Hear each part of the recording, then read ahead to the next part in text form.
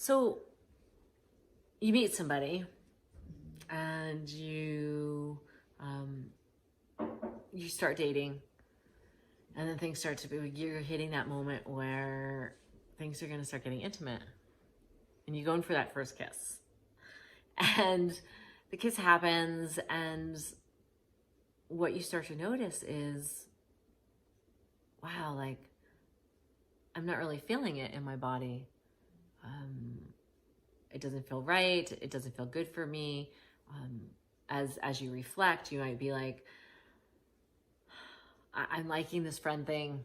I'm not sure where I want to go with the intimacy. And you're really scared to have the conversation because you do care about this other person.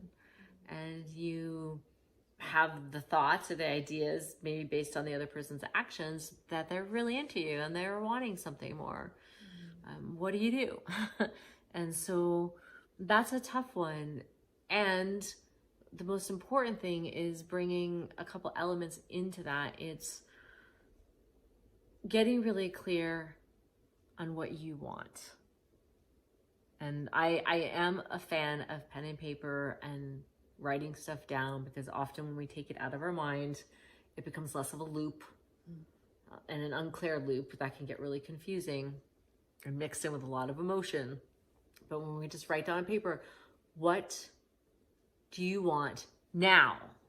Present moment, not potential, not 2 months down the road, because it could change. But present moment, what are you wanting in this exchange? And write that down. And as you do write that down, I'd go further and to write, what excites you about this friendship?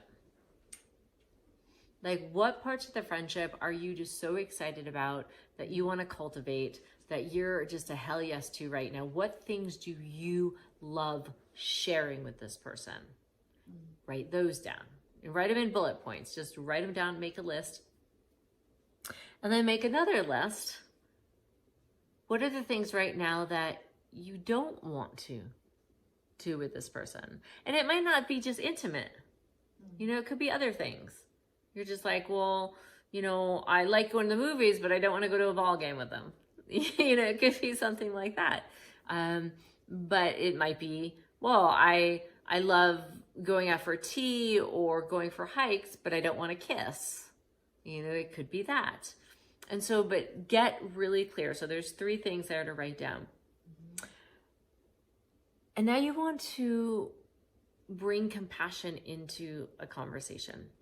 Because there is going to be a time where you want to have this conversation, because think about it. If you're not having the conversation, are you really caring about the other person? And it's interesting how the mind works, because often, it's said, or you might think, well, I'm not having this conversation because if I do, I'm going to hurt them. But you're hurting them by not having the conversation, aren't you? Because you're not being honest with them. You're not letting them in to know you more. I do believe our no's can be a doorway to knowing someone more. Because if I say no to something and am able to do it compassionately and have the method to do that, and the other person could, we could be present enough to be like, to be with their disappointment and be like, I feel your disappointment. Like, because most likely the person's going to be very disappointed. Yeah.